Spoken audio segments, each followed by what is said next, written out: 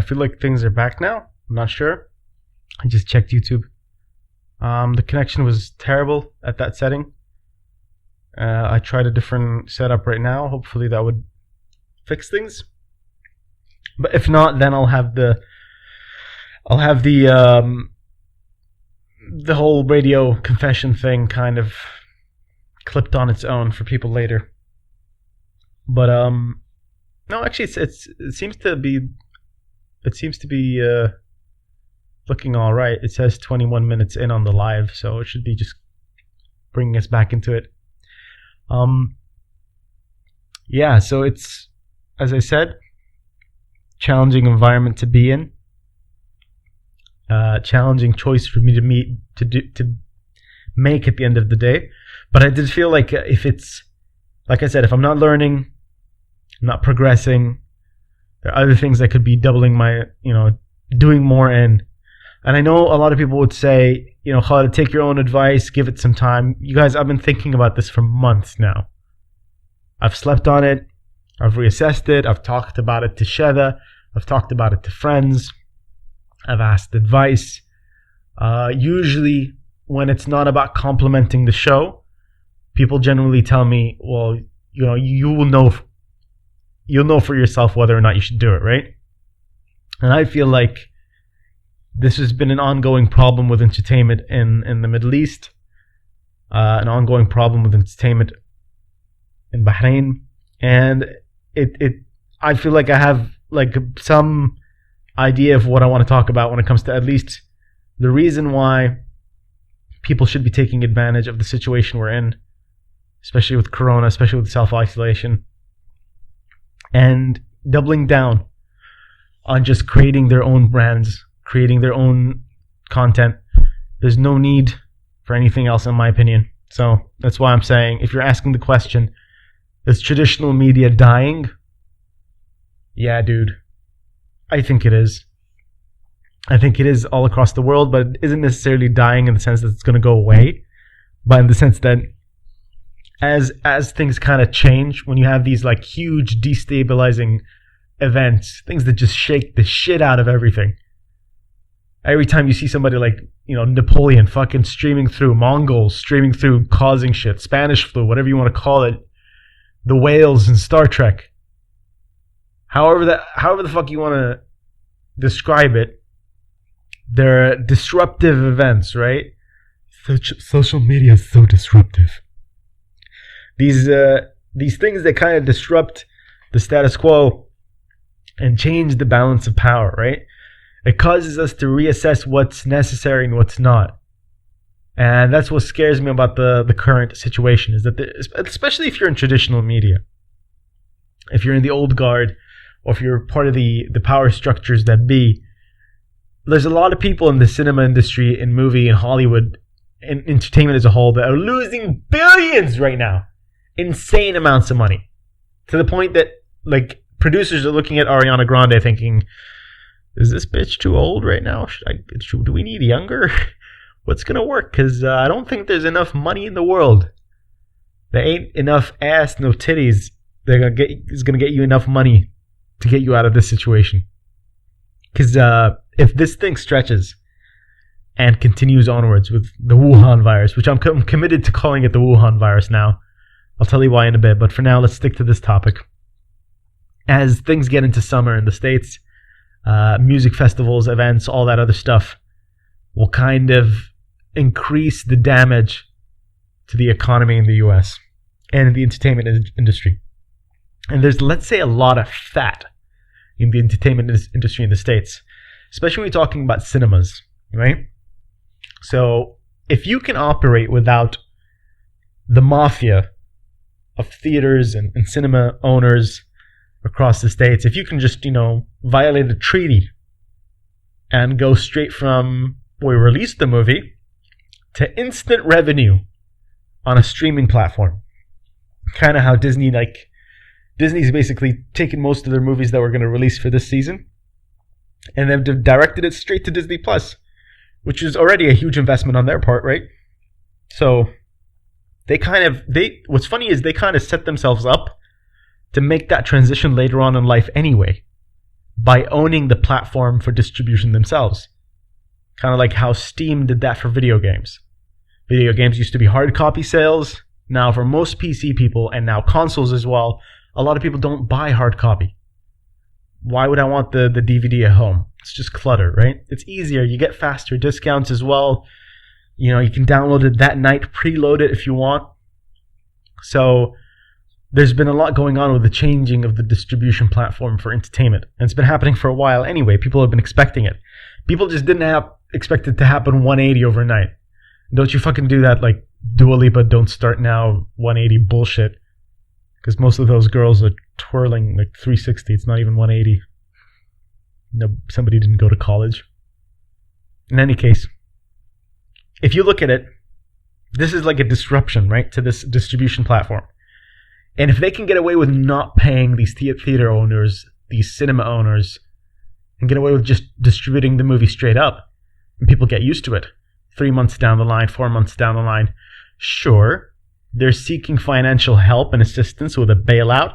I know that Hollywood and some people in these little lobbyist mafias in the States are trying to get bailouts for cinemas and theaters to consider them as part of cultural value.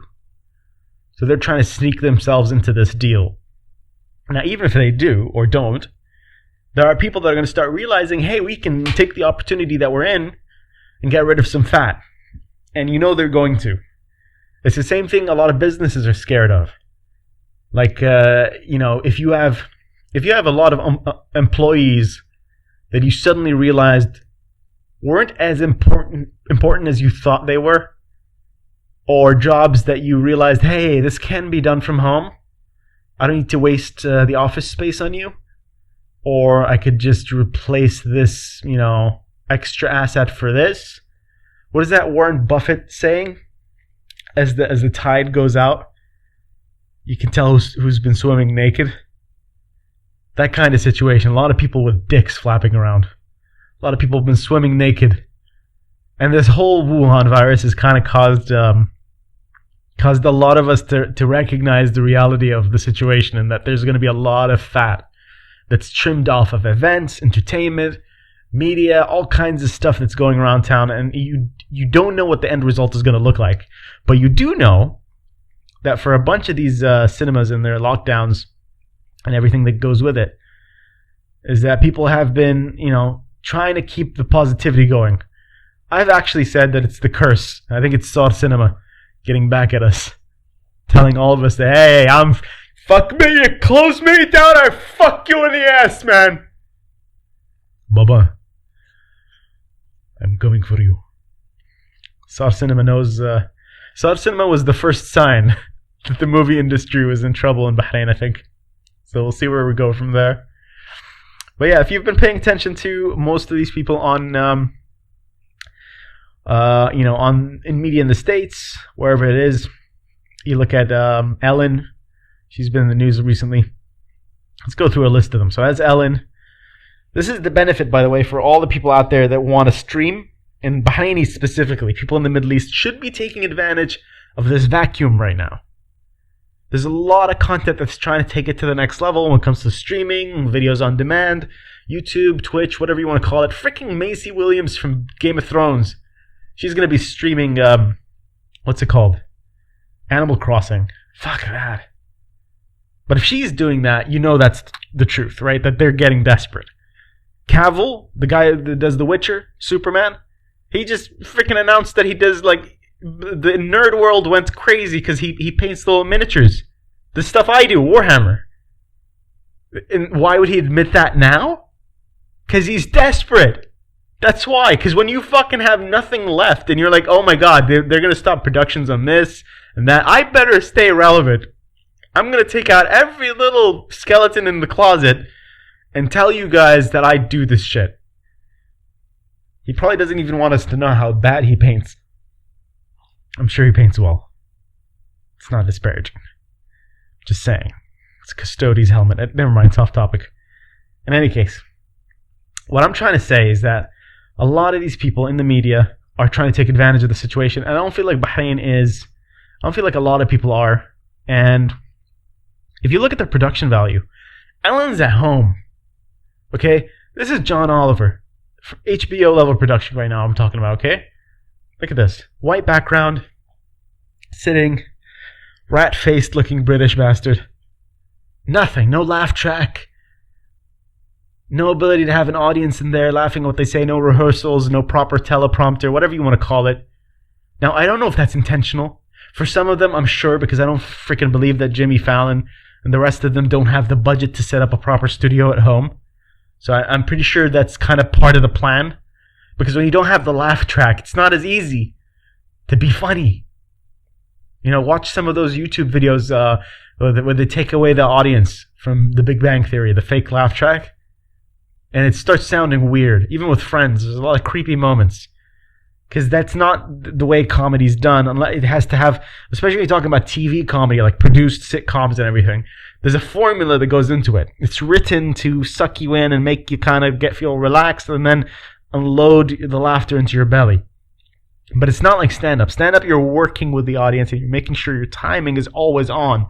So you have to be able to read the audience to be able to know how to time yourself, what to talk about, what your flow sounds like, when to put your beats and your pauses and everything else.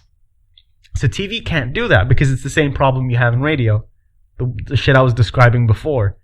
If you don't know the rhythm of what's happening in the person's head, then you need a high level of production where you're producing this and that and the timing and the scripting and the rehearsing and the writers. They have freaking 30 writers in a room.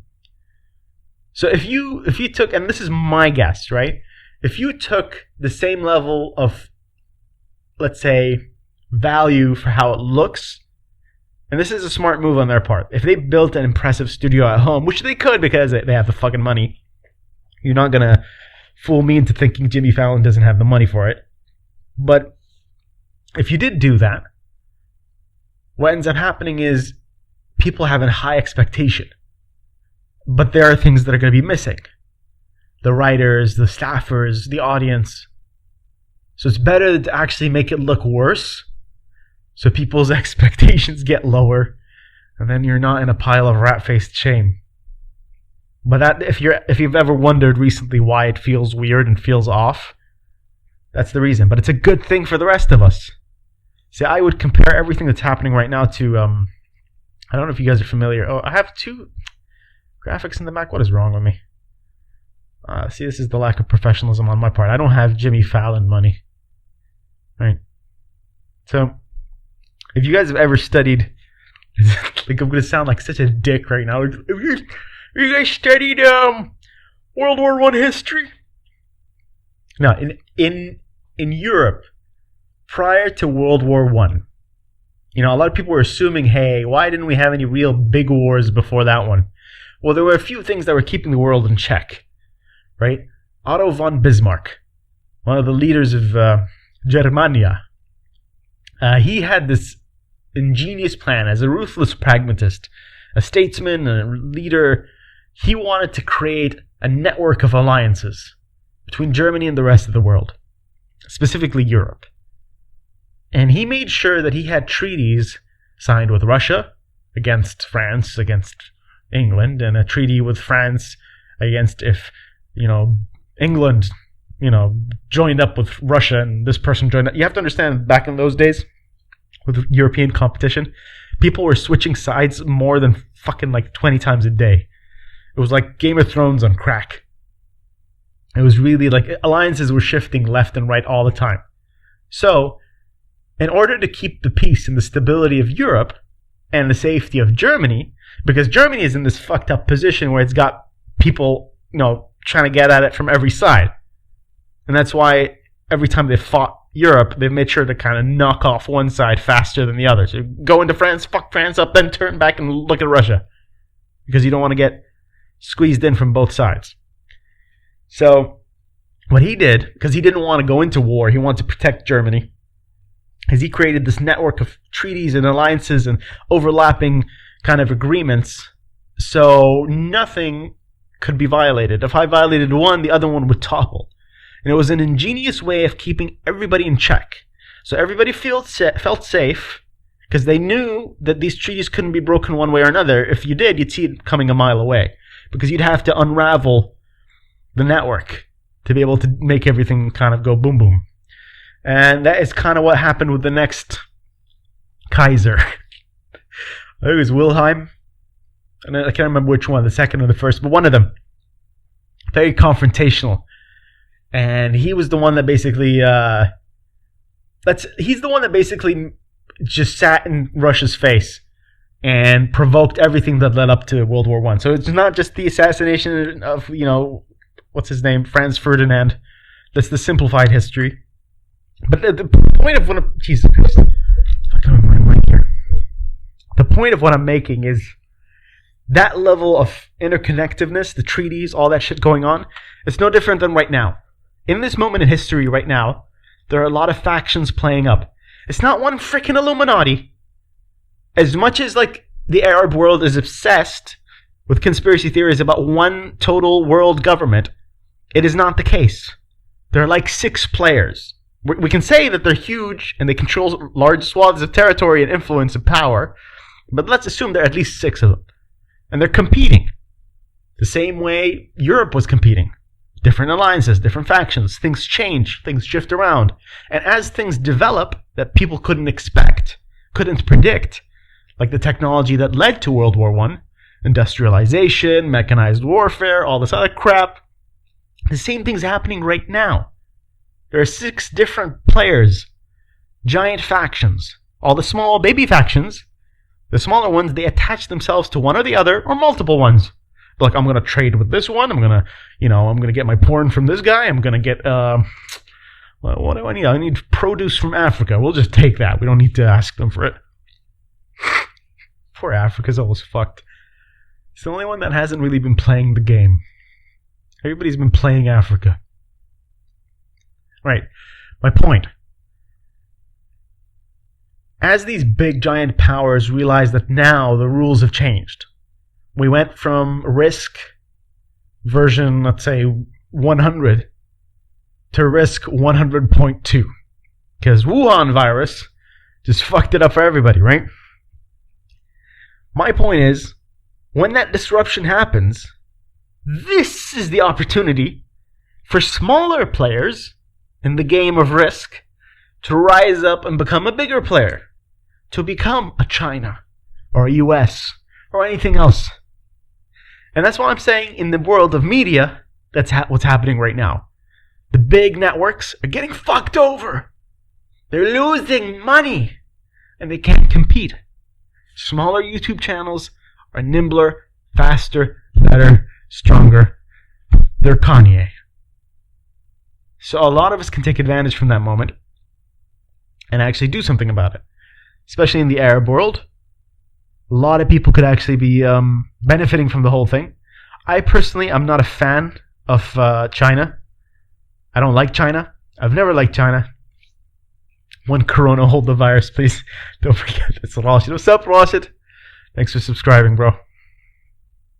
So, that's kind of like the gist of what I'm saying with the, us in the Arab world we need to have a goal in mind when it comes to the current circumstance that we're in. When you're a YouTuber, when you're a streamer, when you're somebody that wants to put yourself out there, or have been thinking of doing that, now is the time. Because you can see through the cracks of Western media. You can see the new and upcoming control and influence of media coming from the East, from China, Russia, anywhere else. And you can say that, hey, there's a part for me to play in this, where I can represent Bahrain in my own light, in my own specialty, in my own focus. It doesn't have to be related to freaking makeup videos. This is the one thing that bothers me about everything we do in the Middle East, is that when one person is successful, right? It's the same formula. It's like, هاي فتح محل تليفونات مال الحوت, whale telephones. Then next time you'll find the same branding, bear telephones, camel telephones, karak telephones, whatever you want to call it. We know this phenomenon happens. Internet cafes, one opened up, 1,000 opened up. Alright, try a new angle, try a different business model if you want, try different branding if you want, that's fine. We've gotten better at that shit. I feel like in the service industry we've made the most strides. and Bahrain and other places. Specifically, Bahrain has done really well. But for some reason, in entertainment, the content out there is weak. Like, I had graphics, but I think I lost them. They wouldn't transfer over. Can I just do 1 second? I'm going to check on something, guys. Hold up 1 minute.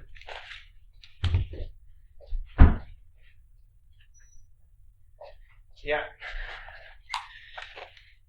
Just needed to take a sneak peek at the wireless router, make sure everything's broadcasting.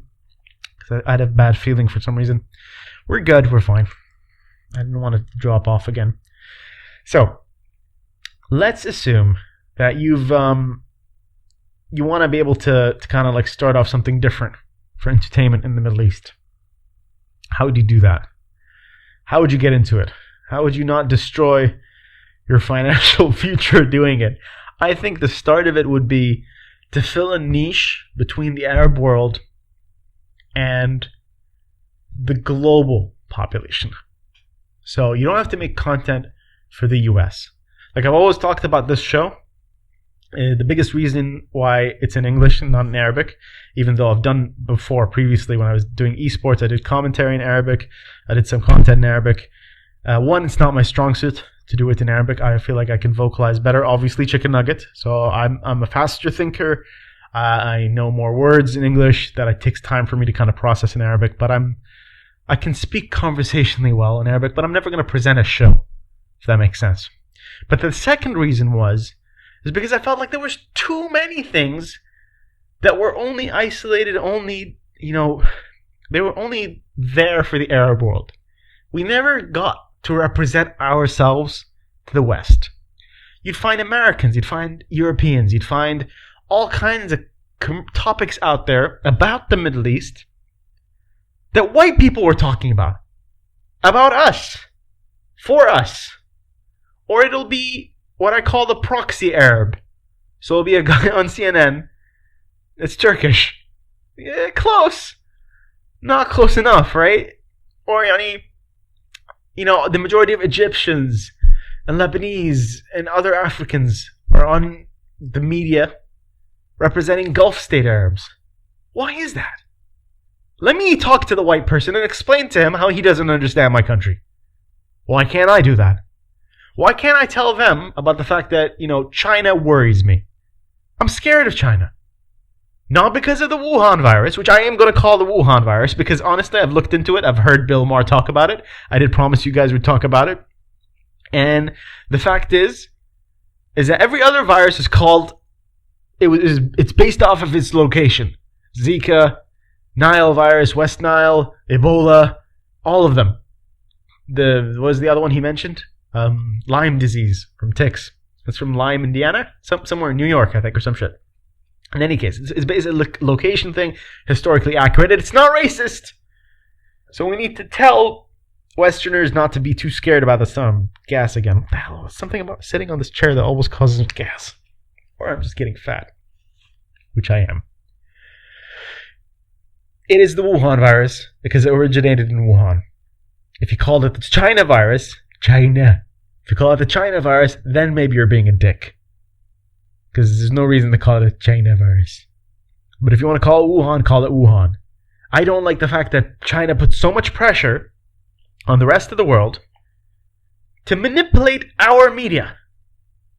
Whether it's the Middle East, the West, or anywhere else. Listen, I know we don't trust the West. I know we feel like, hey, we've had the run-in with other colonial powers from, Kuffar, the infidels in the West and America or anywhere else.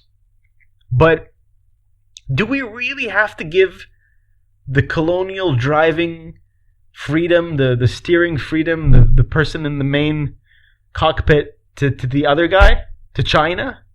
Didn't we learn this the first time around? Those guys did the whole colonialism thing, didn't end up really well. We didn't like it. We were kind of taking the back seat. We were not driving the car. We used to drive the car in the world and be like, hey, we're going to be the leaders. And then we decided, you know what? We're good. We conquered. We made good money. We did this. We'll take a back seat. And the Europeans went ahead and just started innovating. Creating tools of warfare that we didn't realize was happening. We're like, oh fuck, what is that? Cannons on a boat? When the fuck did you guys come up with this shit? We've been here. We invented the shisha. We were just having fun, guys. I thought we were like, okay, khalas. It's really the story of like the two empires of the West and the East. We were at one point we were competing back and forth, and we were like, hey, you know what, guys, you want to chill? You want to just chill? We kind of conquered everything in our part of the world. Let's just chill. Every now and then we'll swap empires, and then somebody else will take over this whole thing. But generally, I think we're good. We're happy, and that's a good thing. It's not a bad thing for us. But when the Europeans compete within themselves, and they're developing weapons, one after the other, because they're trying to, like I said with the Otto von Bismarck thing, they're trying to keep up with themselves. The second they decided, hey, you know what? Let's just go and take over the rest of the world. And between us, we'll compete there.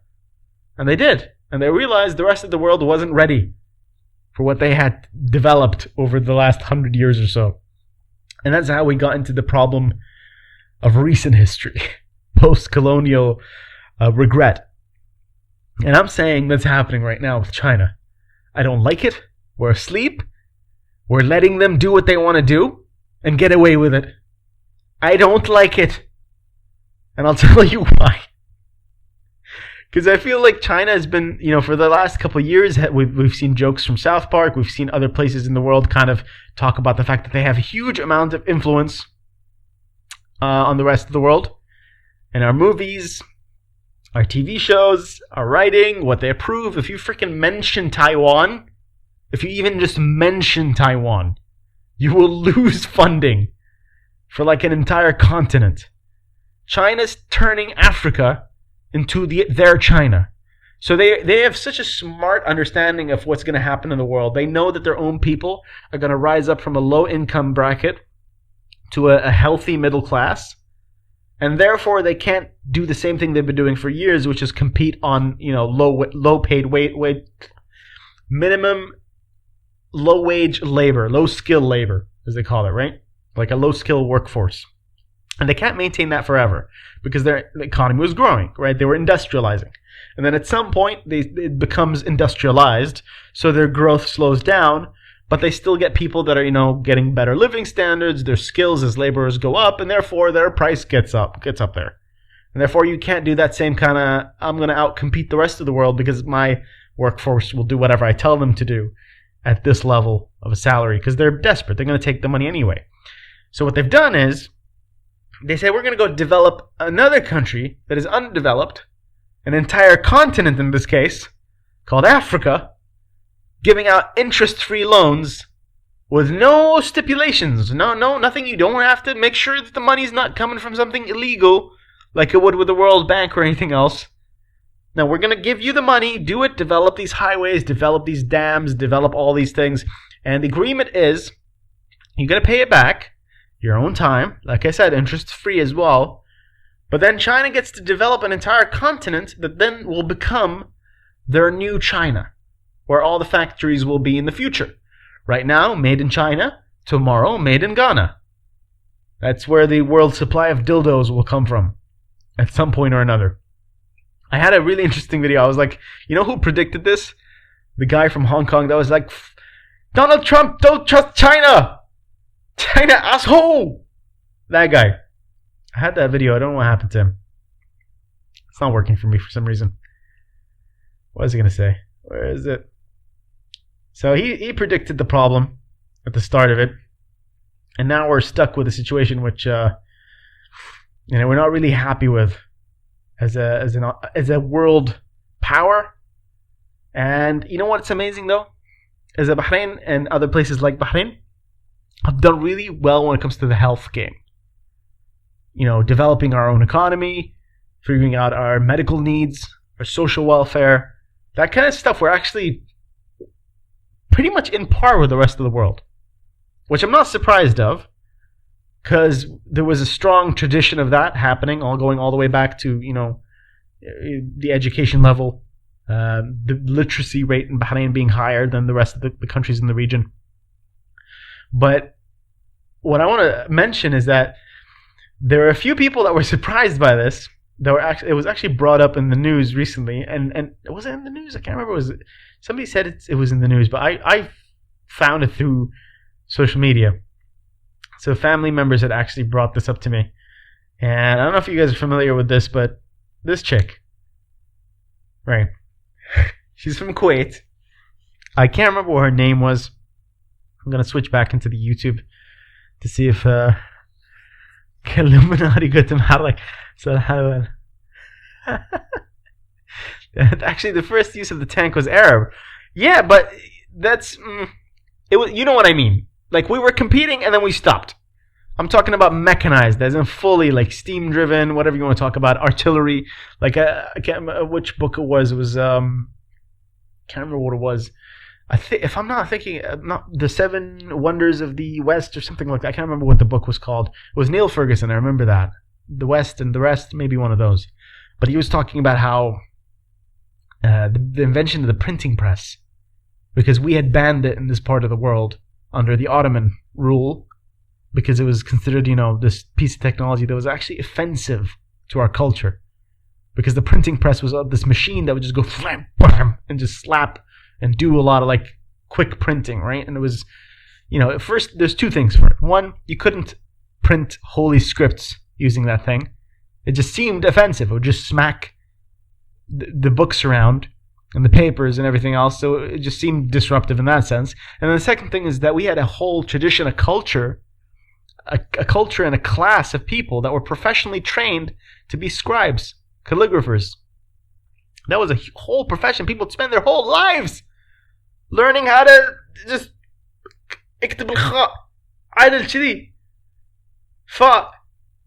their whole lives just ink in, ink out, losing sight. Somebody would go to a freaking rock and squeeze the ink out wherever the freaking fuck ink comes from. And then you just go back and just scribble out again. So when the printing press comes along, you'd be like, motherfucker, get that shit out of here. I don't want a printing press. Are you serious? There must have been like a calligrapher's lobby. Like a group of calligraphers and scribes in Ottoman Turkey that were just going, no, dude, we can't get that. Fuck that shit. What is this European machine that's just slapping books around? They just printed like 50 books while we were just doing one. It's not something that you're gonna. It's not something that you're gonna be accepting that easily into your civilization or your culture. And because we did that, because we banned it, a lot of these developments was like the early internet. A lot of these books were being passed around. Instead of just borrowing one book from Simon in Germany and then having to give it back in 2 years because it takes you 2 years to learn to read or whatever the shit was at the time. But you now have, everybody can have their own book. Books are not just this rare exclusive thing by their standards, where only princes and royal emperors that could have in their private libraries. Like, even if you were a scientist back then, you'd have to go to a fucker's library, his private collection, to be able to read somebody else's book. Like Socrates' treatise or somebody, and that means the dissemination of information is not fast. You can't learn from whatever your predecessor has kind of wrote down and learn from their mistakes. So once that kind of travels, then you can have these books that are based on mathematics where somebody goes, oh, I like that math that you developed. I love it. I'm going to take that. I'm going to apply it to ballistics. I'm going to figure out how to use your math and apply it to military warfare and create an accurate cannon. And sure, we had cannons. We had really big cannons in the Arab world. We didn't necessarily have accurate cannons that can shoot from boats. So we kind of slowed down, let's just say. We weren't underdeveloped. We were the best for a long time. But we just slowed down. That's all I'm saying. So what was I getting at? Yeah, going back to this whole thing with the woman, the journalist. She was actually complimenting Bahrain. She was saying she cannot understand how Kuwait still doesn't have their shit together when it comes to the social services, the medical checks, the lockdown, the testing, basically everything that goes on with Corona these days. And Bahrain has been on top of it. Because Bahrain learned the lesson. A few people have actually been learning and listening to the advice that was being passed around for the last 5 years. But be careful, these viruses, one is going to hit us soon. Looking at the trend, looking at how these things have developed over the last couple of years, one of them is going to be bad. Economically speaking, medically speaking. So you need to prepare these systems, these firewalls, because we're not ready for this shit. There's a video going around YouTube these days with Bill Gates saying, we're not ready. Listen to me. I made a lot of money. I got the systems. I got the programs you need. Take these vaccines. Come on, take it. He's just forcing little kids in India. Take the vaccines. I made Microsoft. But he's been telling people left and right that we're not ready. Okay, I can't remember what her name was, this woman. In any case, she was on the news, or she was on her channel. I'm not sure what it was. Like I said, on WhatsApp, I saw the video. And she was complimenting, talking about how Bahrain is, ahead of everybody, and why is Kuwait not. And she was kind of, in a way, being very expressive, talking about how, like, Bahrain is this tiny country, but, mashallah alayhum, they did so much. Look at them. They're doing this, and my hat's off to Bahrain. And she goes on, and she goes on to talk about it at first sounds like a disparaging way, because I had family members that were asking, like, is she complimenting or is she disrespecting Bahrain? What's going on here? And I said, no, she's complimenting, but she's being harsh on Kuwaitis, and she's being flamboyant because that's what Kuwaitis do. They know how to do this in the eyes. Okay? In Bahrain, we know how to do it, but we keep it within the family. People don't... I don't know why, but I feel like this is the truth, because there are some people that were talking about how Bahrain, and in response to her, saying that Bahrain has always been this way. I don't know if you know this, but Bahrain has always been this way. We've been advanced in many fields. We've created pieces of aluminium that have gone into NASA shuttles. And other things like tires made for BMW. Or is it rings? Something like that. We'd make shit for BMW, apparently. I don't know how. I want to get these stories. I don't have access to this information. I Googled the whole NASA thing. I couldn't find it. But I'm going to take them on their word that all of this is true. Okay? Because I'm not surprised that Bahrain is leading in something. Now, the question is, why are people getting butthurt over the fact that she was complimenting us in a kind of backhanded way, but still a compliment? I feel like there was a little bit of insecurity going around because of what she said.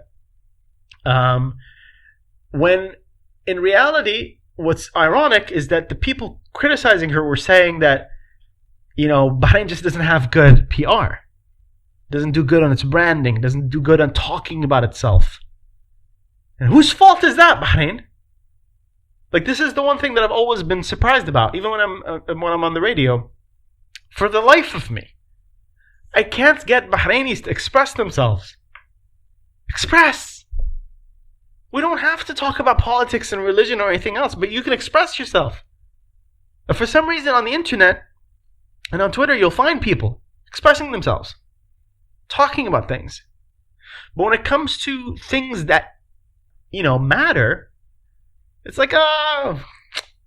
And I'm not saying I get to decide what matters or not. I'm just saying that when it comes to topics that we would eventually be sensitive about, like how this woman has been describing Bahrain, almost in this belittling, look how small Bahrain is, but they did this amazing thing. Well, honestly, if that bothers us, then Bahrain needs to take its own PR and branding into its own hands and decide, how do we want the rest of the world to see us? Are we going to control the narrative about us? Or are we going to say, you know what? The rest of the world gets to control the topics of conversation. That's annoying. Because when it comes to voice and influencing the media and talking about your own narrative, your size doesn't matter. You can argue that your budget does.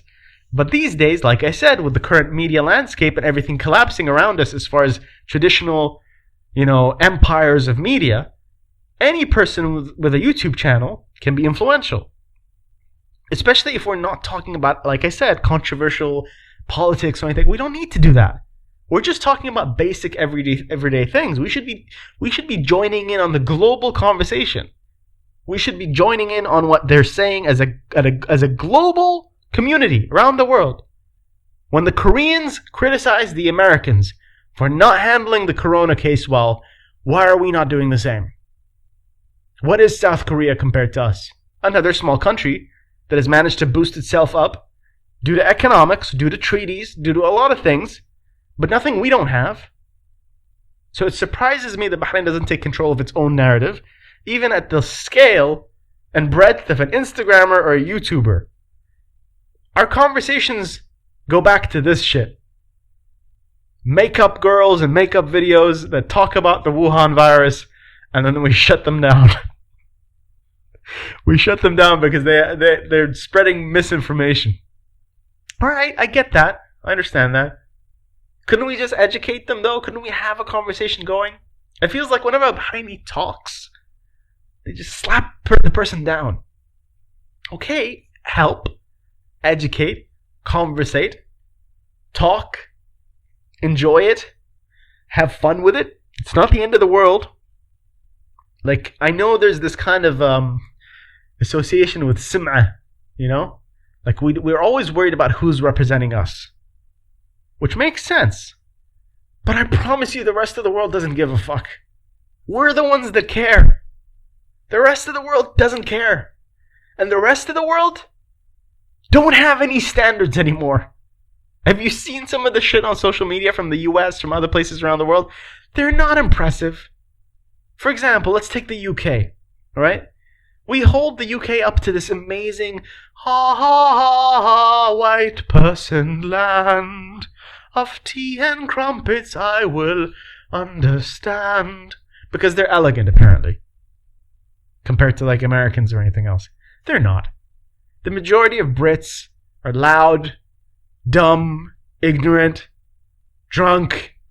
Let's get the list of pronouns going. And it'll get to an end. There are a few videos of like, oh my god, of this one woman that's screaming. Because they wouldn't let her have, I think, a third roll of toilet paper or something. And in the UK, they were already dealing with some controversial policies.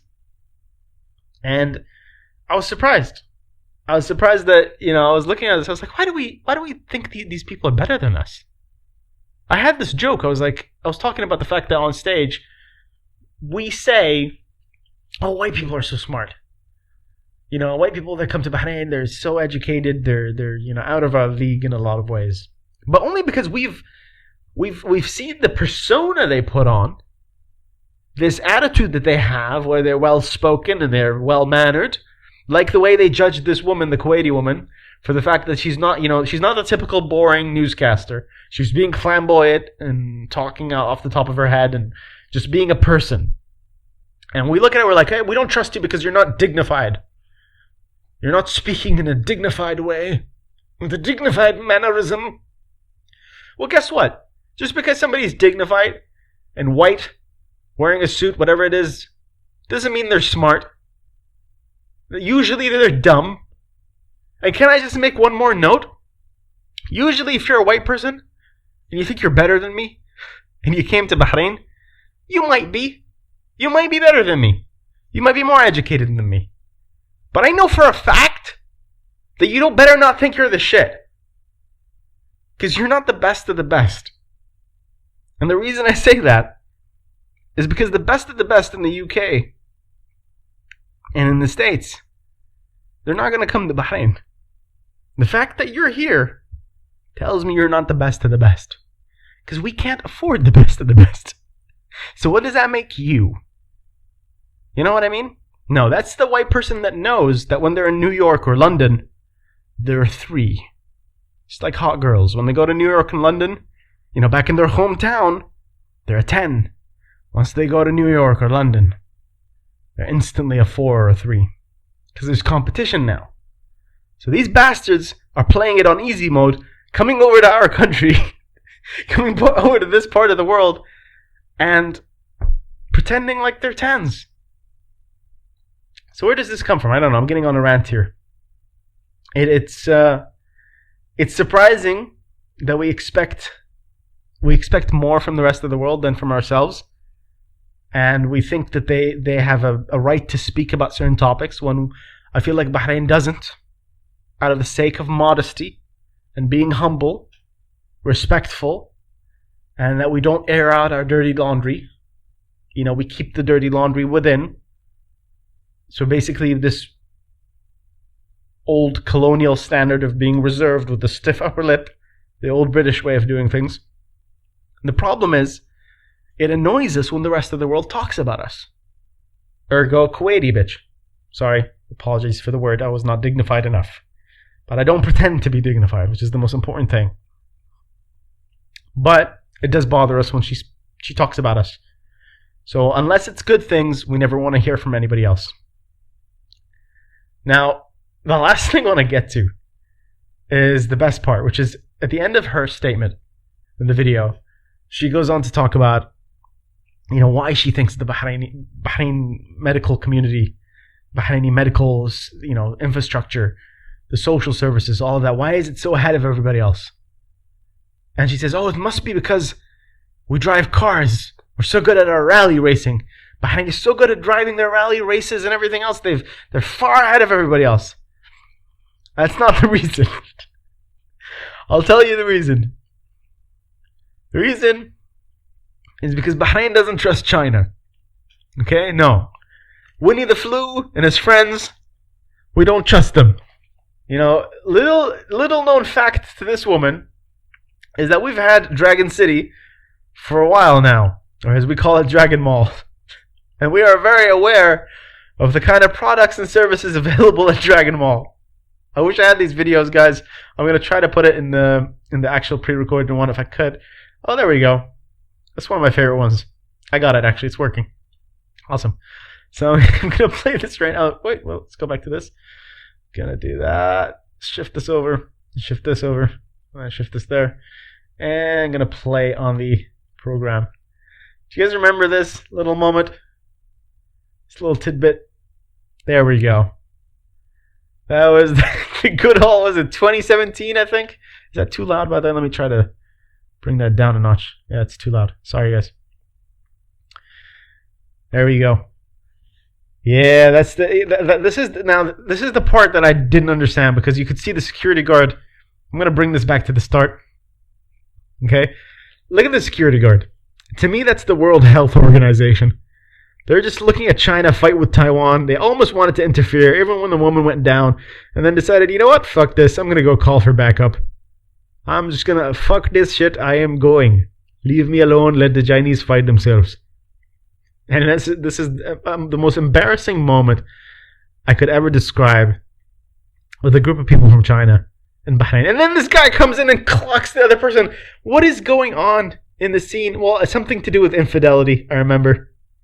And the most disappointing part of this whole video is not a single one of these Chinese people know Kung Fu. Not a single one. Everybody's going from one headlock to the next. And this guy's going to headlock the third guy, because obviously the Chinese copy each other. They copy everything. So things didn't look good. And Bahrain experienced that very early on with Chinese products and exports in Bahrain. So we were very aware of what China's influence could be like in Dragon Mall and other places. So it's been our kind of expectation that something might go wrong, and therefore we do not trust China. This is my favorite part from one of those movies that they actually they sent over from Dragon City. I don't know if you remember, this was part of a trailer.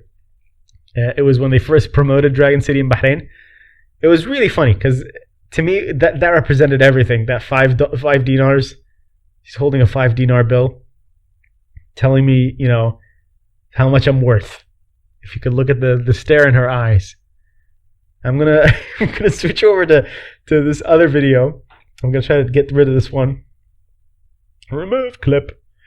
And I'm gonna put, where is it? Dragon Mall Bahrain, Dragon City Bahrain. This is the one, I think. Is it? Yeah, that's the one. Let's do this. This is the ad. Love it. Do. Alright, playing. Dragon City. The best of the best. So why does it always turn on it too loud? The clips always start off like max audio. I'm gonna figure that out one day. Look at that. Yeah. Ding ding ding ding ding ding. See, they have that the one white kid. Has to be the one there. Just in case. You don't want to make the white people nervous. You want to let them know that they're included in this whole deal as well. You know? And this is her. This is China. This is the representation of China right there. She gives him the 5 dinars. By the way, for some reason, she grabs that toy, which is like a wooden horse. I'm gonna stop this right now. She gives that toy, which is like a wooden horse. Can I? Oh, I can actually rewind. There we go. I didn't know I could do that. I'm gonna take it back there. Can you see that? And she buys that toy. Can I rewind on the program? No. Damn it. Alright, I'm going to just do this then. I'm going to show you what it looks like when she grabs the toy right there. That's the wooden toy. That is not worth 5 dinars. 1. So obviously the 5 dinars represents something else. Obviously represents us getting ripped off or something. Buying our soul. Not sure what's happening, but we were very aware of the predicament with China and what they could possibly do with our money and their presence here in Bahrain. And you have all the proof in the world when you look at this dude.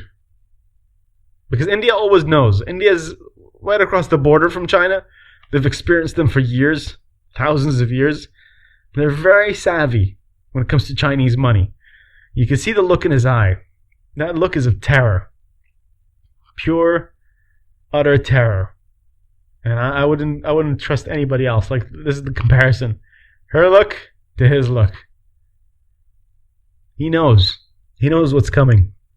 He knew. This was in 2017, this ad. He knew Wuhan virus was coming. And that things were going to get out of hand. So, to answer her question from Kuwait, that's the reason Bahrainis are well versed in the medical community. What could happen in China? And I'm really scared because their influence is growing. I can see the fact that, Western media has no ability to stop their propaganda. They're paid off as well. Why don't we control the narrative as well? We need a bit of the PR game, represent ourselves out there, talk about this problem, be like, hey, you guys, it's not just the West and Far East that have a part to play in this conversation. We have things we could say as well. What is this? I just switched back to the YouTube to see the comments. Rashid, true, the first school, Mercedes-Benz's rims. Okay, that's a good correction. I heard from somebody else that was BMW. Bahrain in the 30s and 40s was bigger than Dubai. Yes, it was. That is the truth. Singapore is smaller than Bahrain with 6 million population and no natural resources. Look at their infrastructure. Do you know what that is? That is the same thing that you would see in a lot of military history when they study certain figures, like Brandenburg in Germany under the Prussian Empire, Frederick the Great, landlocked, no port, not many resources, had a well-trained army because of Frederick's dad, but generally, the way they defeated and conquered their enemies, not to say that we should be violent. That's not what I'm advocating here, by the way. I'm just talking about the mental game that people need to get themselves into to be able to play at the level that China's playing, for example, or anybody in the West would be playing. To be able to be a player at the table and have our say. You need to know what you're good at and what you're not good at. And Prussia at the time under Frederick the Great knew that they would be good in their land warfare and knew that they were good when it comes to developing infrastructure. So rules and regulations. Frederick was all about not just the conquering part of his reign. So he took over Silesia, took it from the Austro-Hungarian Empire, if I'm not mistaken. That was a huge thing at the time. Silesia was like this patch of land that was known for its natural resources and wealth. But that wasn't just the only thing. It was not about the fact that he got it, because there's a lot of countries that have natural resources that they've wasted. They couldn't do much with it. The black gold is called a curse sometimes for a reason. Because it doesn't necessarily influence you in order to make the right choices. Take that resource and invest it in something. And I feel like Bahrain has been smart about stuff like that. So another one that people mentioned after that video with the journalist came out was The fact that Bahrain had, taken all these wealth management funds from people that are, that would want to train up Bahrainis, things like Tamkeen and everything else. And they've made sure that these changes to the infrastructure were there and set ahead of time and in place in order to handle situations just like the one we're in, to handle a crisis. This is smart. This is what's called infrastructure development. And I feel like in a lot of cases just like this, you have the potential to change the future of your nation if someone is willing to build the infrastructure. The same way China is building all those highways and dams and everything in Africa for nothing. Because they know that their future is in Africa. Not just because of the labor force I was talking about, but also because of the fact that Africa has a lot of natural resources like palladium, zinc, precious metals that they need for developing and manufacturing all the equipment that they do already. So China's thinking at an infrastructure level way in advance. Now we've had stuff like this. Sorry, again, cold, gas, I have everything today. We have thinking just like this. But we don't necessarily have it at a cultural level. So the people that we have as leaders are smart. They have long visions. They're thinking in the long term. But they haven't been able to communicate, I feel, like that vision to the everyday Bahraini. And why it's important for us to know these things in order for us to control the narrative overseas and then be a part of the conversation overseas. I feel like we step out of the game. We step out of the global dialogue. We don't join in on the dialogue. And I feel like the reason why it's important for us to a little bit loosen up about that and be a lot more free form and a lot more trusting about who gets to talk about these topics is because we will end up being better players overall the more connected we are. So then we don't lose out on progression. We can let them, if you want to let them, lead the way, that's fine. They can lead the way. Usually if you're being the adventurer, the experimenter, the person that is, being the first at everything, it doesn't necessarily mean you're the smartest. Because you could take all the risk and then China comes in after you've paid all the development costs and they just steal your shit. They're like, hey, it's how you develop a smartphone? How much did you invest in researching that phone? Jacked! Now you take from China. Don't trust China. Donald Trump, don't trust China. China asshole. That guy knew everything. He knew everything.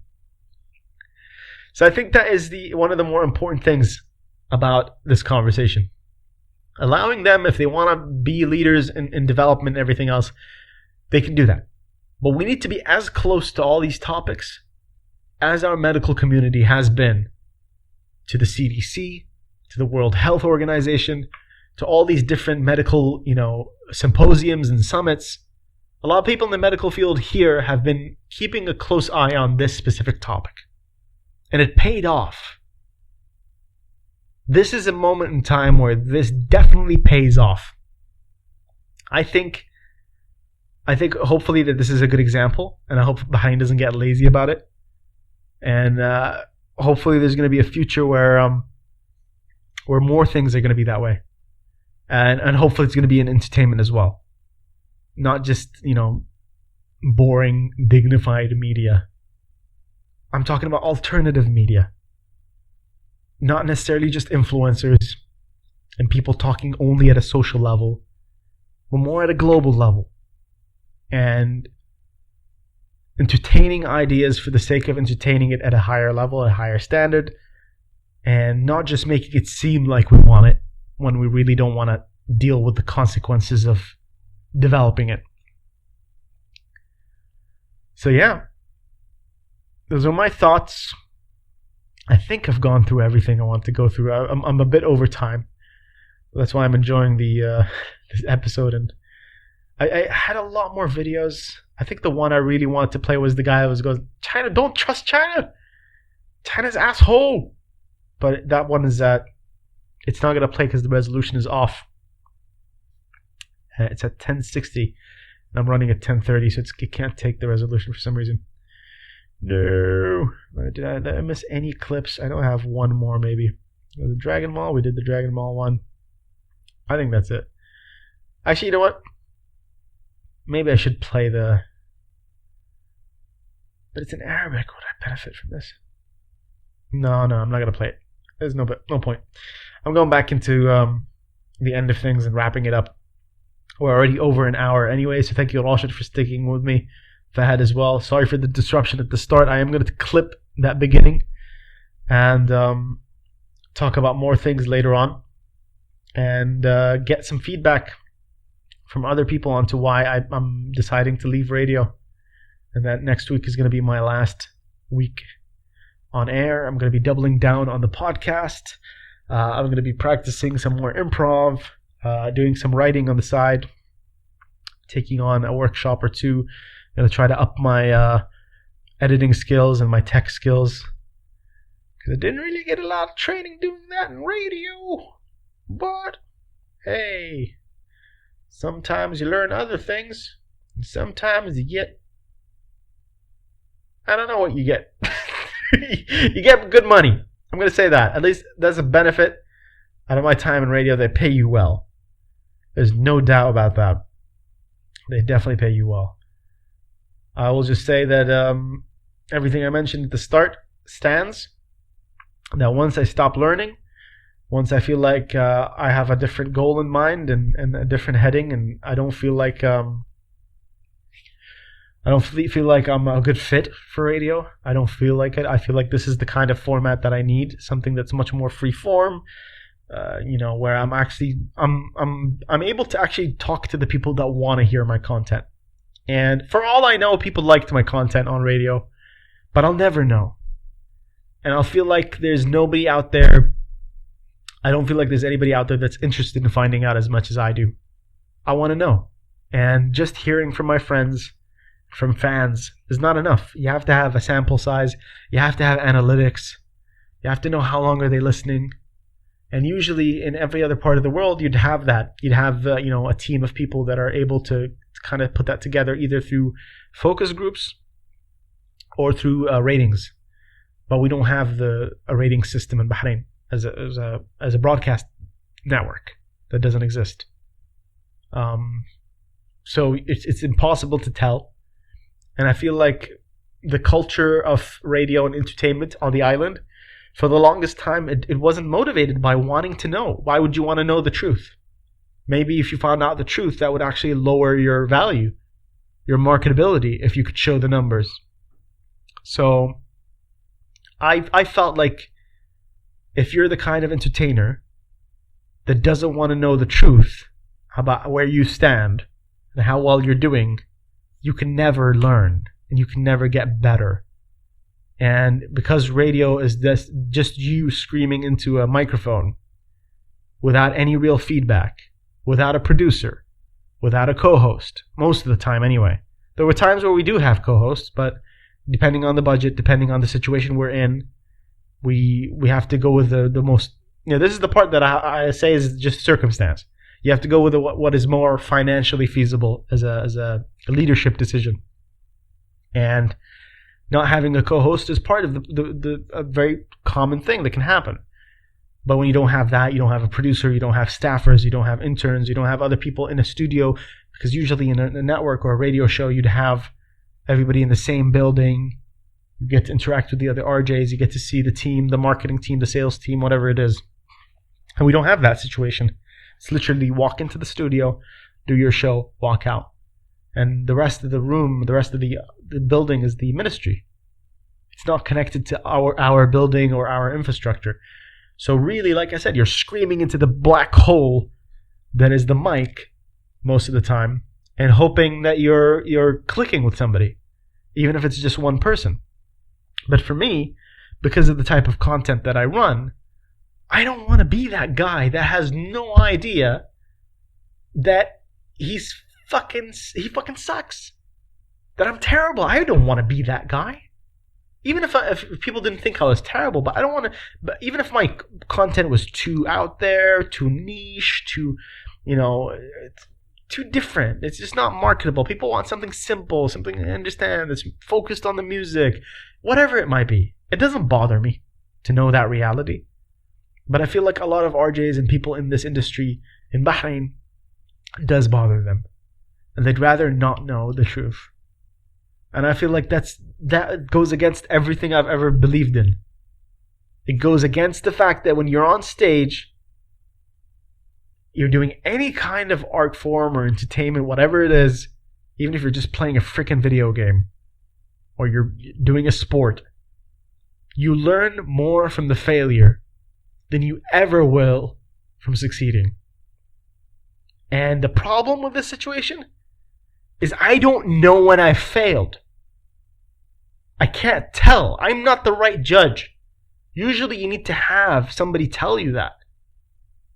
And there's no way of knowing. No way of accurately knowing anyway. Because a few people are not going to cut it. Anyway, this kind of wraps it up back to the beginning. We've come full circle at the start of the stream. Again, sorry for the interruption in the halfway point. I'm going to clip things together, make it all work out. Thank you guys again for tuning in, staying with me on the live stream.